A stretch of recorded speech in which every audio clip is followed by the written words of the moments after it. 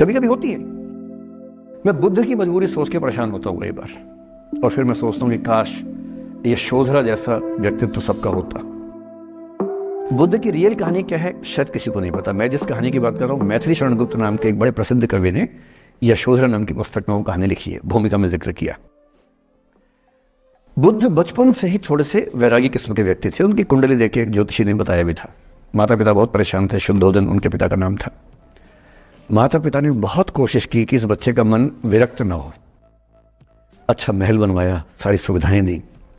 जैसे ही बुद्ध थोड़े से किशोरावस्था में आए, उस समय की दुनिया की सबसे खूबसूरत महिला से, लड़की से, यशोधरा से उसकी शादी करवा दी। यशोधरा के पिता ने काफ़ी एग्जाम लिए बुद्ध जी के, वो सारे एग्जाम में पास हुए, तब जाकर शादी हुई। ऐसे नहीं हुई, शादी हुई। तो बुद्ध भी ठीक था, रमे रहे उस जीवन में।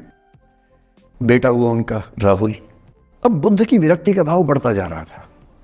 29 साल की उम्र के आसपास ऐसा हुआ कि उन्होंने एक मृत व्यक्ति को देख लिया, एक बूढ़े को देखा, एक भिखारी को देखा, एक बीमार को देखा। विरक्त हो गए और उनका मन हुआ घर छोड़ दूं, ज्ञान की खोज में चला जाऊं। अब ज्ञान की खोज में जाएं, उनको पता है कि भाई मेरी पत्नी भी है, मेरा बेटा भी है, राज्य भी है, कैसे छोड़ दूं? छोड़ना जरूरी है। अंदर की आवाज है कि छोड़ो, तुम इस चीज के नहीं बने हो, तुम्हारा स्वधर्म कुछ और है। बाहर की जिम्मेदारी है कि छोड़ नहीं सकते। मैं अनुमान करता हूं कि बुद्ध ने शायद अपने पिताजी से कहा हो कभी कि पिताजी मैं बहुत परेशान हूं, छोड़ना चाहता हूं। तो पिता ने समझा बुझा के मना किया होगा कि बेटा शोभा नहीं देता, ऐसा मत करो। हो सकता है पत्नी से भी बात की हो, पत्नी ने भी कहा हो कि ये क्या बात हुई, हम सबका जीवन तुम पे टिका है, बच्चा अभी बिस्तर से भी नहीं उतरा है, अभी तो चलना भी नहीं शुरू किया है, तुम ऐसी बात कर रहे हो। इसका जिक्र नहीं मिलता इतिहास में कि ये बात हुई कि नहीं हुई। और एक दिन बुद्ध ने तय किया और वो आधी रात को पत्नी और बेटे को सोता हुआ छोड़ के चले गए। इसको बौद्ध परंपरा में महाभिनिष्क्रमण कहते हैं, बुद्ध का अपने घर से निकल जाना। अब बुद्ध चले गए, लेकिन मैथिली शरण गुप्त यशोधरा के पर्सपेक्टिव से बुद्ध को देख रहे हैं। यशोधरा बहुत परेशान है, भाई पति चला गया है, बच्चे का पिता चला गया, मजाक थोड़ा है। राजा परेशान है कि उनका उत्तराधिकारी चला गया है। यशोधरा इतनी परेशान है, बहुत लंबे समय तक छंद आते रहते हैं कि वो कितनी बेचैन है, कितनी परेशान है। लेकिन यशोधरा की सबसे बड़ी परेशानी इस बात से नहीं कि बुद्ध चले गए, इस बात से है कि बिना बताए चले गए, भरोसा नहीं किया। और वो अपनी सहेली से कहती है, सिद्धि हेतु स्वामी गए, यह गौरव की बात। मुझे गर्व है कि मेरा पति इतने महान काम के लिए गया है। सिद्धि हेतु स्वामी गए, यह गौरव की बात, पर चोरी चोरी गए, यही बड़ा व्याघात। सखी वो मुझसे कहकर जाते, कह तो क्या वो मुझको अपनी पथ बाधा ही पाते, क्या मैं रास्ता रोकती उनका? उसके मन में ये मलाल है कि बिना बताए चले गए। वो इस भाव को लेट गो नहीं कर पा रही है, परेशान है। फिर बुद्ध को ज्ञान मिला 6 साल की तपस्या के बाद, बोधगया में बोधि वृक्ष के नीचे ज्ञान मिला। बात फैल गई। जो 5 शिष्य बुद्ध को छोड़ के भाग गए थे उनके बुरे वक्त में, उन्हीं 5 को बुद्ध ने सबसे पहले ज्ञान दिया सारनाथ में, जिसको धर्म चक्रवर्तन कहते हैं। बुद्ध की ख्याति बढ़ने लगी।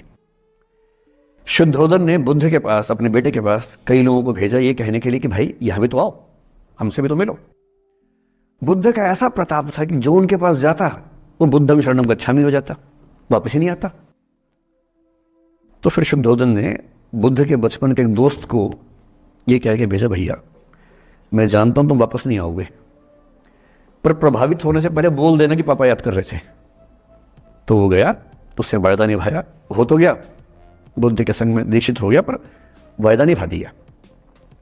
तो बुद्ध ने कहा जरूर जाऊंगा, पिताजी की आज्ञा है तो जाऊंगा ही जाऊंगा। बुद्ध पहुंचे अपने कपिल वस्तु, जो अपना इलाका था, वहां पहुंचे। पूरे कपिल वस्तु में, नेपाल सिद्धार्थ नगर से नेपाल जाएंगे तो नेपाल बॉर्डर पे कपिल वस्तु है। मैं देखने गया था वो जगह जहां बुद्ध पैदा हुए थे, बड़ा सुंदर स्थान है, आप भी जाकर देखिएगा भी। तो बुद्ध पहुंचे रात को, एक धर्मशाला में रुके। अब वहां हल्ला मच गया कि राजा का बेटा धर्मशाला में। बुद्ध ने कहा भाई मैं देखो राजा का बेटा बन के नहीं आया हूं, मैं बुद्ध बन के आया हूं। सुबह उठ के भिक्षा मांगने लग गए उस इलाके में, अपने ही पिता के राज्य में। पिता ने सिर पीट लिया कि भाई क्या कर रहे हैं। फिर बुद्ध ने सूचना भिजवाई कि मैं बुद्ध हूं, बेटा हूँ संयोग से, ठीक है, मैं आ रहा हूँ मिलने के लिए, पर मैं बुद्ध होके आया हूँ, मेरी चर्या है, नियम है, मैं भिक्षा से ही जीवन जीता हूँ अपना। ठीक है, पिताजी ने कहा चल कोई बात नहीं। फिर बुद्ध गए पिता से मिलने, पिता से मिले, सबसे मिले, भरी सभा में, लेकिन यशोधरा नहीं आई मिलने के लिए, लेट गो नहीं कर पा रहे थे। उसके मन में दर्द था, छुप के क्यों गया, बता के जाता। बुद्ध ने पूछा पिता से कि यशोधरा कहाँ है, तो बोले कि वो कह रही है कि अगर बुद्ध मिलना चाहेंगे तो खुद ही मिलने आएंगे मुझसे, मैं क्यों जाऊंगी भाई, आत्मसम्मान भी तो कोई चीज है, मैं क्यों मिलने जाऊंगी। तो बुद्ध मिलने गए। सोचिए कमरे में यशोधरा बैठी है, राहुल साथ में। अब राहुल थोड़ा सा बड़ा हो गया है, 6-7 साल का है। बुद्ध गए हैं। अब आपके मन में आ रहा है कि बुद्ध वहां जाके बोलेंगे सॉरी मैंने गलत किया, I hurt you, I really feel sorry. बुद्ध है वो बुद्ध, वहां जाके क्या बोल रहे पता है, भिक्षाम देहि, भिक्षा दो।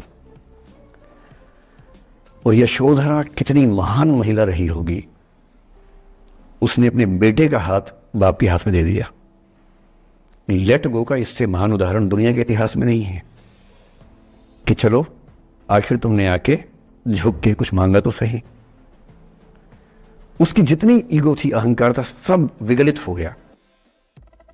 और जो औरत परेशान थी कि मुझसे बिना बताया गया, उसने अपने बेटे को दे दिया कि इसको लेके जाओ, क्योंकि मैं जानती हूं कि तुम महान काम कर रहे हो, और तुम महान काम कर रहे हो तो मैं क्यों बीच में आऊंगी भाई, मेरा पति महान काम कर रहा है तो मुझे खुशी होनी चाहिए, और तुम्हारी उस खुशी में मैं क्यों पीछे हटूं।